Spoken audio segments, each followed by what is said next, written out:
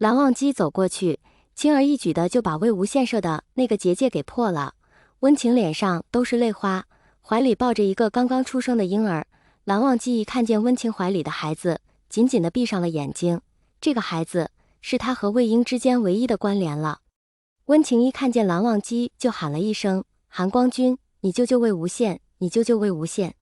蓝忘机眉眼间都是痛苦的神色，他张了张嘴，只说了一个字：“我。”温情一愣，赶紧跑出来一看，外面的状况惨烈，死的死，伤的伤。他一眼就看见了倒在地上的魏无羡，立马飞奔过去，看看还也没有一丝的生机。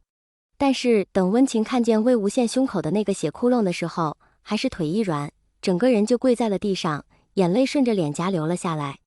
该死的人明明是他们，为什么要让魏无羡替他们顶罪？他轻声道：“魏无羡，你心真狠，你让你刚出生的孩子没了爹爹，让他的父亲没了心爱人。”蓝忘机走过来，蹲下身子把魏无羡揽在怀里，轻声唤道：“魏婴，你睁开眼睛看看孩子。”蓝曦臣没有想到魏无羡居然生了一个孩子，看这个孩子肯定是刚刚出生的，那就是说他是生完孩子就直接出来了。他根本就没想着活着出去，他只是想护着他的孩子而已。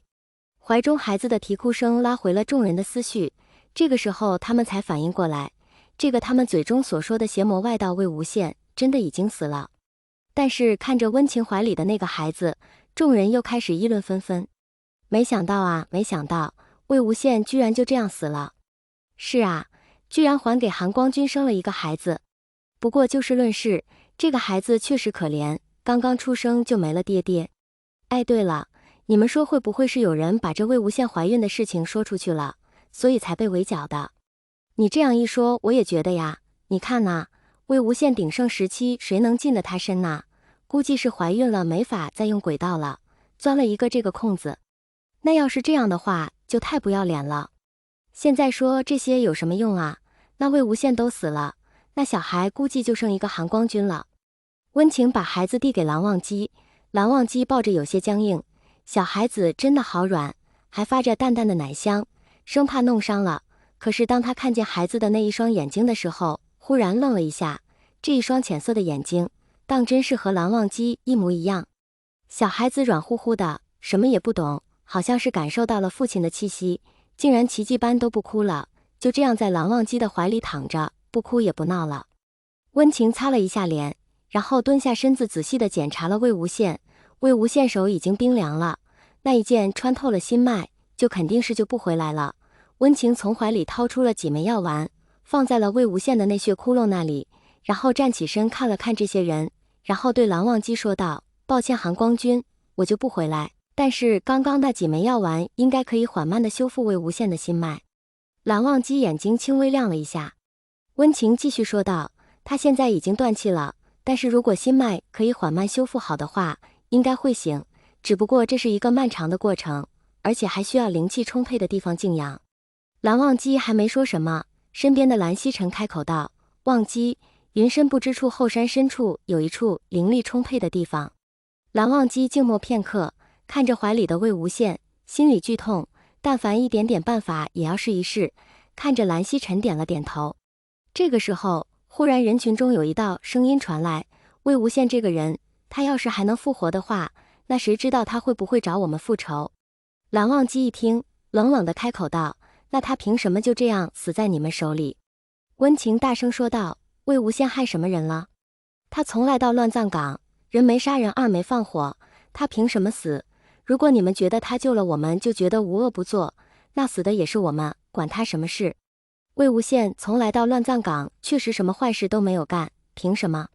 此声一出，顿时鸦雀无声。温情继续说：“说呀，怎么不说了？就算他活了找你复仇，那也是你们活该。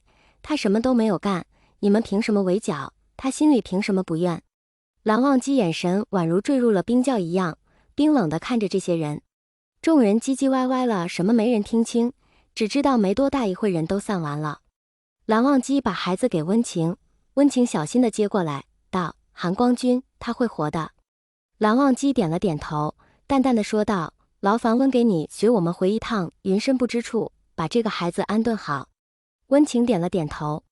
他要抱着魏婴，腾不开手抱孩子了。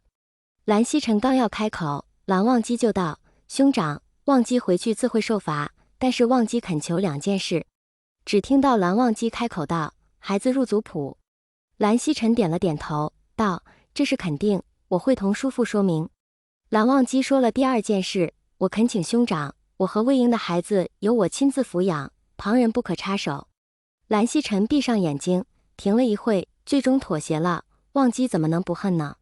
蓝忘机又说道：“兄长，我会在云深不知处后山深处闭关，不希望别人打扰。”蓝曦臣点了点头，谈妥了，众人才御剑往云深不知处飞去。蓝忘机看着怀里的魏无羡，怀里的人已经没了气息，胸口的伤口触目惊心，浑身都是血，看得蓝忘机眼神越来越深。别怕，我们一直陪着你，等你醒过来。可惜怀里的人不知何时会醒来。云深不知处后山深处，这里和云深不知处有些不同，前后左左右右密密麻麻的树，飞禽在树上叽叽喳喳的叫着，两边的小溪清澈见底，灵气缭绕。这时远处传来了一阵阵欢快的笑声，银铃般悦耳，让人听了就忍不住的心情变好。原来远处的小溪那里有一个小孩子，看起来只有3、4岁的样子，正在那里欢快的玩水，鞋子也没穿，露出的小脚丫白嫩嫩的胖乎乎的，可爱得很。小孩子笑得开心，那张小脸上肉乎乎的，又白又嫩，一双不灵不灵的大眼睛忽闪忽闪，看得人心都化了。